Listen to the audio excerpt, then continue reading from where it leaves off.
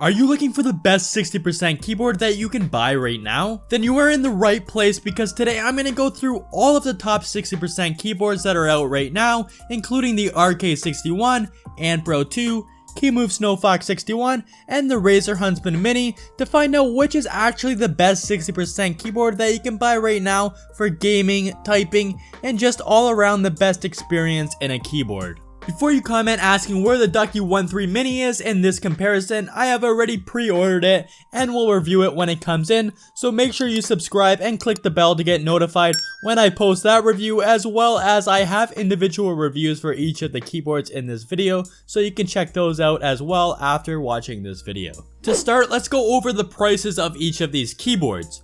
The RK61 comes in as the cheapest at $50 US. Then the Pro 2, which you can find between $70 and $90 on Amazon. Next we have the Huntsman Mini, which cost either $80 for the clicky optical switch or $90 for the linear optical switch. And the most expensive is the Kemove Snowfox 61 at $90 US. Now, I got all of these prices from Amazon.com, but you may be able to find them cheaper if you do some searching. But based on these prices, the RK61 is quite a bit cheaper from the other three, which are all pretty close to the same price. For the weight of each, the Kemove Snowfox is the heaviest at 1.7 pounds, the Pro 2 is 1.4 pounds, the RK61 is 1.28 pounds, and the Huntsman Mini is the lightest at 0.96 pounds. I find heavier keyboards do feel a bit more premium, which is true in this case as well, but the Razer Huntsman Mini also does feel really quality. Also, all of these keyboards are wireless except the Huntsman Mini, though I hardly ever use them wirelessly, so I can't give a fair opinion on how each of them perform, but if you want a wireless keyboard, the Huntsman Mini is not, so just keep that in mind. The case on the Kemove Snowfox 61 is the main reason why it is the heaviest, as it has this double layered case which makes it sturdy and feel like the highest quality case. It also has this Kemove logo on the bottom, which I'm not the biggest fan of, but you never see it because it is on the bottom. As well, there are some rubber feet to stop the board from sliding around and some height adjustable feet that I don't really use too often. To me, the best looking case is the Razer Huntsman Mini, as it has this floating key design and pays nice attention to detail on the bottom of the case with nice looking engravings and a few different height adjustable feet. The RK61 and Pro 2 have pretty similar cases in that they are pretty minimalistic and have no height adjustment, which is not a huge deal. The only difference is the angle of the two are slightly different, and the Pro 2's rubber feet have fallen off, which isn't great, although I have had it for the longest.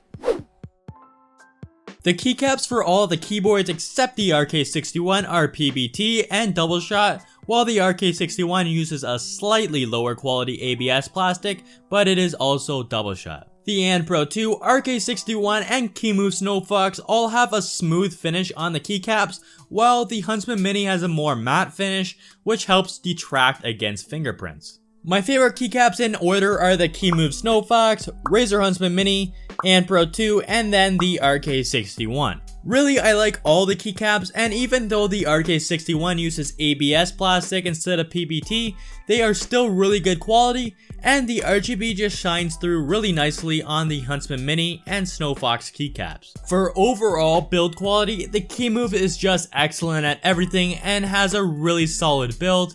The only thing it could really improve on is the look of the keyboard, as I think the Huntsman Mini looks the best and also has really good build quality even though it is the lightest, but it is not as sturdy as the Kemove Snowfox. The RK61 is also pretty good quality, especially considering the price, and has a nice minimal vibe to it. The same goes for the Pro 2, and I actually think the Pro 2 looks slightly better because the RK61 does have this logo on the front of it, but the feet falling off of the bottom of the keyboard kind of forces me to put it in last, although it is pretty close to the RK61 anyways.